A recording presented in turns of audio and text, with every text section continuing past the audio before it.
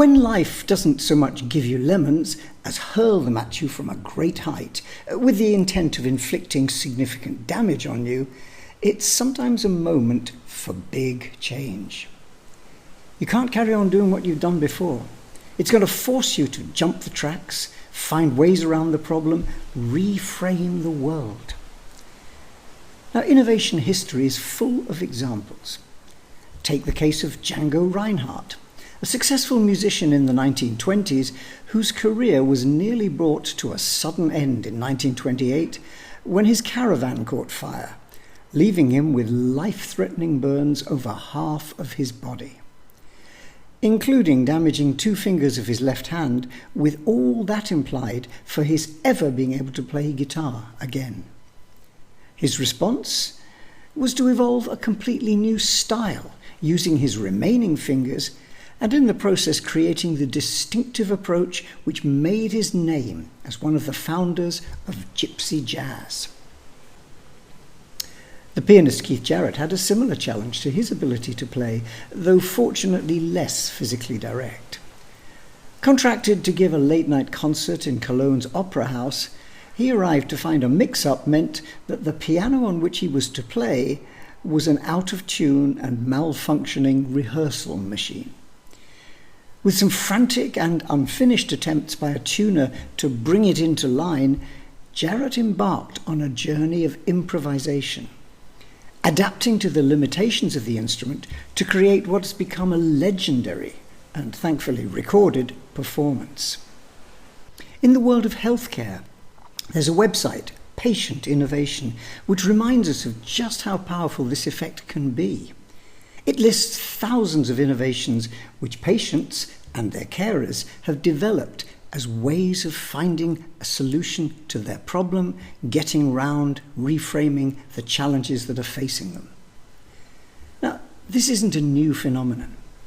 One of history's great innovators was arguably pushed to reframe his world and think differently about it as the result of what he termed later a happy accident. Now, that's not quite the description most of us might use to capture falling ill with smallpox and losing the use of a leg, which eventually has to be amputated. But that's where the huge innovation legacy of Josiah Wedgwood began. Born in 1730 in Burslem in Staffordshire, clay, or at least traces of it, was in his blood. He and his relatives had been turning pots for 4 generations, and he'd learned the trade the hard way. Whatever needed doing, putting his shoulder to the big wheel with the horses that drove the smaller potter's wheel on which those shapes were formed, stacking for firing and unloading from the kiln, fetching, carrying, packing and shipping, all the jobs. But his career as a master potter was sadly cut short by an attack of smallpox when he was 11 years old, which weakened his knee to the point where he couldn't work the potter's kick wheel on which the trade rather depended. Formerly apprenticed to his older brother, his bad leg meant that he was unable to perform such laborious tasks as throwing pottery clay.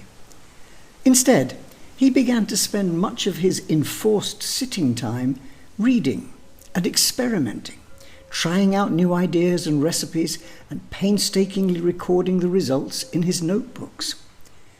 It forced him to look at the whole process from a different angle, and reframing it threw up powerful and valuable insights, because pottery was about to become big business. From a pretty early date, we've made use of clay to make functional utensils like plates and cups. In fact, relics found in Jianren province in China are close to 20,000 years old. But ceramics have also been a long-standing part of history as a visual pleasure, formed and decorated in exquisite ways using complex materials and techniques. The trouble was that only the very wealthy could afford the workmanship and materials needed to create the fine porcelain that was so prized in the early 18th century. But things were changing. In particular, the rise of the middle classes and their growing wealth had begun opening up a huge potential market for functional but beautiful tableware. And England was well placed to respond to this demand, as potteries like Minton and Spode had begun to demonstrate with their porcelain wares, made from the finest Cornish china clay. The future would belong to the innovators, of whom Josiah Wedgwood's brother was certainly not one. In 1749, his apprenticeship ended. The family fortunes had improved somewhat, thanks to his ideas, but his brother wasn't convinced of the value of innovation and refused to take Josiah in as a partner. So he left the family business and in 1752 formed a partnership with John Harrison of clockmaking fame and Thomas Alders. This was, however, a short-lived association, as Wedgwood and Harrison clashed over manufacturing ideas. In a sense, Josiah had moved from a world where there was too little innovation to one where there was too much innovation under the same roof. His next move in 1754 was more productive, a meeting of minds, since his new partner, Thomas Wealden, was a successful potter who also loved to experiment. Wealden was interested in Josiah's approach, not least because there was an urgent need to improve the quality of his lead-glazed creamware while keeping costs competitive. As Wedgwood noted, these considerations induced me to try for some more solid improvement, as well in the body as the glazes, the colours, and the forms of the articles of our manufacture. He started keeping his experiment book at this time, containing details of his work and carefully listing measurements, ingredients, using a coded system that only he could understand. Over the next years, it swelled to contain the details of thousands of experiments, many of them failures, but crucially providing a roadmap for future innovation directions. After 5 years, Josiah parted company from Wealden to set up on his own. He leased the Ivy House pottery back in Burslem from one of his uncles. The business grew so well that he was able to open a second works in the town. But in 1762, returning trouble with his leg forced him to spend several weeks in bed. As it turned out, another candidate for that happy accident status, because it was while he was bedbound in the city of Liverpool that a friend introduced him to Thomas Bentley, who would eventually become his business partner. Now, innovation's rarely a solo act. In most cases, it's the convergence of different skills, experience, and insight which can help to build something new. Think of Hewlett and Packard, Jobs and Wozniak, Gates and Allen, and it was certainly true of Wedgwood and Bentley. Bentley brought a deep understanding of the trading side of the pottery business, together with a classical education and a rich network of contacts to the party. He understood the ways in which ceramic fashions were changing and how the technical skills of Wedgwood could help play in such a market. Over the next years, they not only made a wide range of tableware, but also specialty wares for retailers, dairies, sanitary suppliers, including tiles for indoor bathrooms, as well as the sewers that were being built all over England, and various other applications in the home. But beyond the functional, Bentley also saw a growing demand for artifacts inspired by the classical Greek, Roman, and Etruscan styles. And the company began making cameos, vases, jugs, and plaques decorated with such themes. Just like the Meissen Company in Germany had begun to work with artists and designers, so Wedgwood and Bentley began to draw on Bentley's contacts to supply the artwork and give a distinctive style to their products. Josiah Wedgwood didn't like porcelain, or rather, he did from an aesthetic point of view.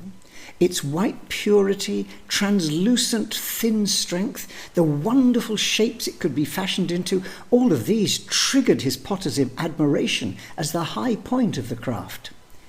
No, his objection to porcelain was entirely economic. This was a time when the big prize wasn't selling expensive ceramics to wealthy aristocrats, but somehow giving the same experience of fine pottery plates, cups, saucers, pots and jugs, giving that to the growing middle class. The Industrial Revolution was changing the economic as well as the social structure of Britain. There was now this potential mass market and an appetite for new goods. All manufacturers like Wedgwood had to do was create good quality products to satisfy it.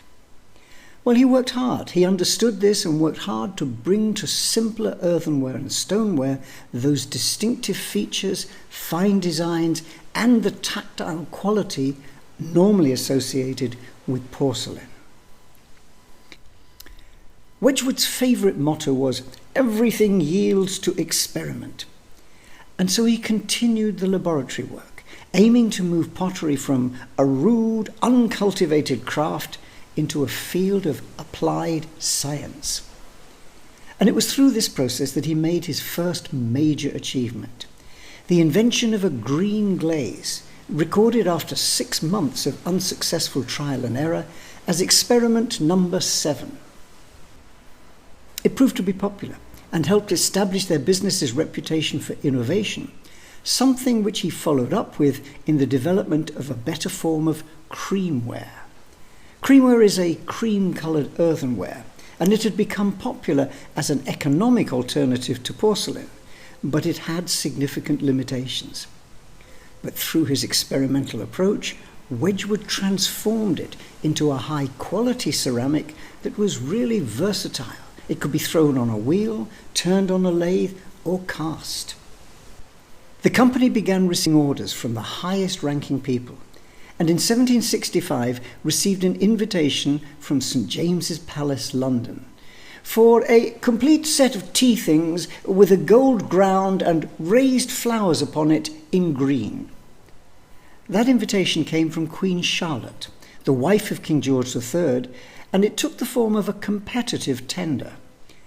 Fortunately, Wedgwood's hard work in the laboratory paid off. He won the competition and the contract. More importantly, he'd been canny enough to include other samples of his wares in the delivery, and they attracted further interest. In fact, the Queen was so pleased that in 1766 she gave him what must rank as one of the first celebrity endorsements, issuing a royal warrant with the wording, "To this manufacturer the Queen is pleased to give her name and patronage, commanding it to be called Queensware, and honouring the inventor by appointing him Her Majesty's Potter." Wedgwood was nothing if not quick on the uptake, and soon that title, Potter to Her Majesty, was being added to invoices and orders, while Queensware featured prominently in newspaper advertisements for his products. As with the Meissen porcelain business in Germany, the importance of a brand identity became apparent. It hadn't been customary for Staffordshire potters to put their name or mark on their wares, but Josiah began stamping the base of his products as a mark of authenticity and quality. His marketing wasn't confined to influencers and advertising, though. He pioneered many innovative approaches to reaching and serving his growing market, including offering free delivery from his factory to London and free replacement of items broken in transit. He opened shops and showrooms in fashionable cities like Bath, as well as in the capital. And he pioneered a two-tiered approach, selling first to the aristocracy at premium prices, and then using the cachet which their adoption gave to promote sales at lower prices to aspirational middle-class buyers. In 1764, he'd received his first order from abroad, and he built on that success. By 1769, he declared his aim was to become Vase Maker General to the universe. Well, he might not have exported off-planet, but he did a pretty good job in terrestrial terms. By 1784, he was exporting nearly 80% of his produce, and by 1790, he'd sold his wares in every city in Europe. Perhaps the project which best underlines his grasp of the competitive edge which a combination of technical competence, great design and sophisticated marketing skills can offer is the famous Frog Service Commission. This came from Empress Catherine the Great of Russia in 1773. And it called for a huge dinner and dessert service, 944 pieces, for use at the Chesme Palace near St. Petersburg. Now, this palace was located on marshy ground and had once been called La Grenouillerie because of the large local frog population. Catherine wanted to use this frog motif on every item of the service, and for that service to contain 1,222 topographically correct hand-painted views of British landscapes. Significantly, she also wanted it to be made not of traditional porcelain, but in Wedgwood's famous Queensware. Wedgwood undertook this huge commission and delivered, even though it took over 30 artists and 2 years to complete. It was never going to be a commercial success. The cost of final delivery was £2,612, against a commission price of £2,290. In today's money, that's just over £500,000 and £439,000. Basically, a big loss. But that loss was more than made up for in the benefits that came from reputation and marketing. The service was first displayed in London before it was delivered, and it attracted huge crowds, powerfully demonstrating that Wedgwood's earthenware and stoneware could rival the best porcelain in the world. And when that service in its 22 crates finally arrived in St. Petersburg in the autumn of 1774, it was displayed in the palace as a spectacle for visitors. Most of it has still survived and is now visible in the Hermitage Museum in St. Petersburg. But Wedgwood wasn't only working on the marketing side. From his early days as an apprentice, he'd looked for ways to improve production operations, focusing not just on single problem areas, but looking at the manufacturing system as a whole. He was an early adopter of steam power, something which significantly reduced transportation costs, since it meant that the mills for grinding and preparing materials for the manufacturing process could now be located on the same site. It also mechanized the processes of throwing and turning pots, which had previously been driven by those foot or hand or horse-driven wheels. But it was less in his adoption of new machinery than in his approach to production organization that he had the biggest impact. He was fascinated by the ideas of Adam Smith around the concept of division of labor, focusing on specialization rather than having a single person carry out all the tasks in a series of operation. Mixing clay, throwing, firing and decorating, these were all separated into distinct operations and staffed by people trained in those areas, supported by specialized equipment. The result was a massive improvement in productivity, and the approach enabled the volume production needed to meet those demands of that growing mass market. Significantly, Wedgwood also recognized the need to manage the major changes this would bring to working lives, not least the elimination of the old apprentice and journeyman system that he'd grown up with. In 1769, he opened a new factory complex named Etruria, in a nod to those ancient Etruscans whose civilization had inspired many of his best-selling designs. It was a planned community, designed to house workshops, showrooms, and his workers and their families, a far cry from the old cottage industry in which he'd grown up. It gave him practical advantages such as co-location of key activities, which reduced time and transportation costs, but it also was an early attempt to create a different kind of working environment. He passed on some of the significant benefits that higher productivity at the factory gave by paying higher wages, and he experimented with ways of improving the working environment, providing clothing, washing facilities, even an early form of air conditioning. Etruria was strategically located next to the newly constructed Trent and Mersey Canal, a venture which he'd campaigned hard for, and which was to help significantly in managing the wider logistics and distribution challenges of his business. These weren't small. In the mid-1700s, the pottery industry was sourcing its clays and other material from the southwest, down in Devon and Dorset, which meant shipping them north to ports like Liverpool or Chester, and then transporting them slowly along an antiquated road system down to Staffordshire. Wedgwood's efforts to promote better roads, and particularly the cutting of this 94-mile canal linking Liverpool with the potteries, paid off. Despite having a long planning battle with Parliament, the canal was finally opened in 1777, and with it came the chance to reduce inbound logistics cost and open up better distribution to his increasingly global market. Now, growing a business often carries with it the risk that cash flow gets out of balance. This wasn't the case with Wedgwood. His early family history had given him an abiding sense of the need to control costs, once complaining that his sales were at an all-time high and yet his profits were minimal. So he carefully studied cost structures and came to value economics of scale, trying to avoid producing one-off vases, at least until we had got into a more methodical way of making the same sorts over again.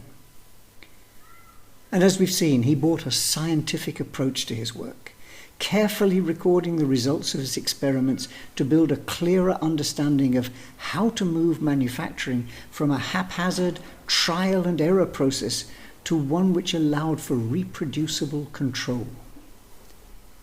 In 1783, he was awarded a patent for a pyrometer designed to measure the extreme temperatures within a kiln, which helped tame the chaotic and unpredictable firing process. And for this and other achievements, he was recognized by being elected a Fellow of the Royal Society, joining his scientific friends and colleagues like Joseph Priestley and Matthew Boulton. Although this was named as his key achievement, the award really testifies to over 30 years of systematic research and development. But Wedgwood wasn't one to rest on his laurels. In 1774, he built on his success with creamware and his factory changes with another major innovation, Jasperware. This was a new material, laboriously developed to offer a new approach to pottery making. And it led to a material that was unglazed and had a distinctive matte, a biscuit finish. He experimented with many different colours, including green, lilac, yellow, black and white. In fact, the Victoria and Albert Museum in London has still got several display trays showing the many different samples. But the distinctive light blue colour which caught the imagination and which survives to this day in thousands of artists' palettes and in children's colouring books was Wedgwood blue.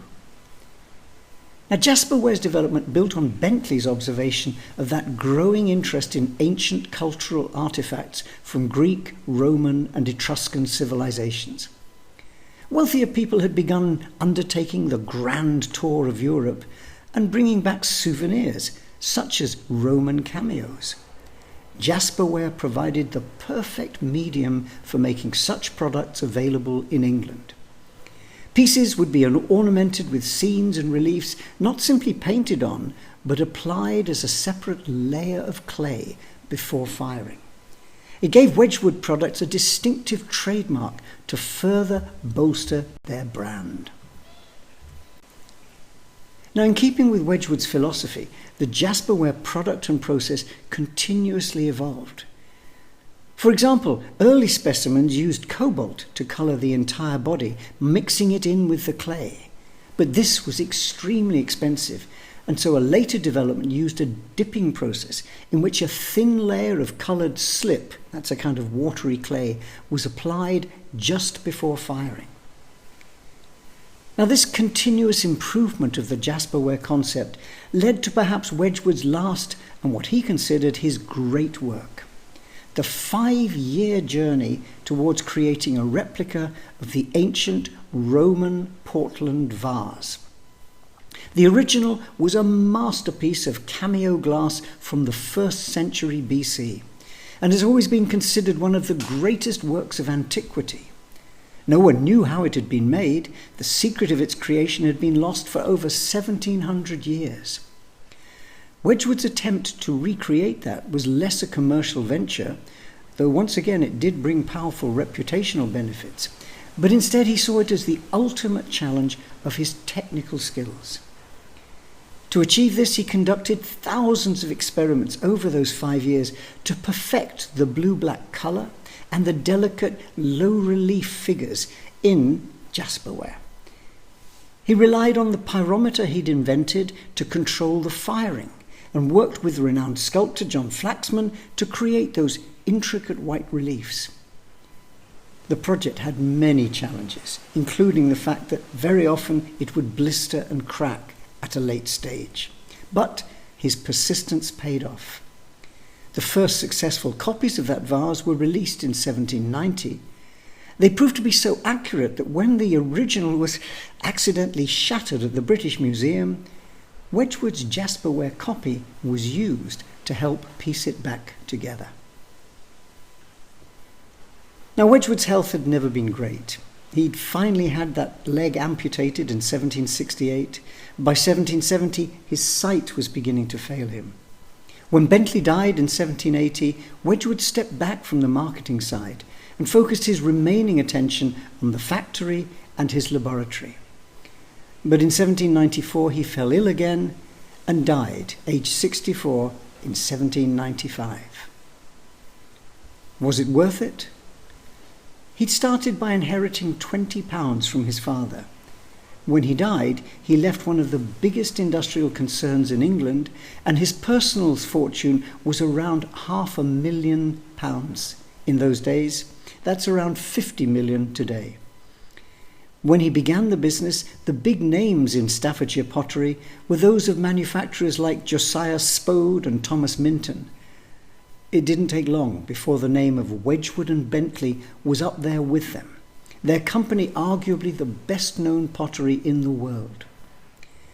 And in building it, he helped create an industry which continues to produce beautiful artifacts for widespread use around the world. And one which has grown in value. The ceramic tableware market size was worth around $12.5 billion in 2024, and it's forecast to reach $22 billion over the next 10 years. He left his business to his sons, who continued through several generations to maintain the company's reputation for quality and innovation. It remained an independent company until the 20th century, where in 1987 it was merged with several other businesses, and in 2015 it was acquired by a Finnish company who have retained the brand and still produce prestige wares such as hand-painted and limited edition objects. And Jasperware is still made by a small team of skilled workers in the UK. So in a sense, Josiah Wedgwood's business is still vase making to the universe.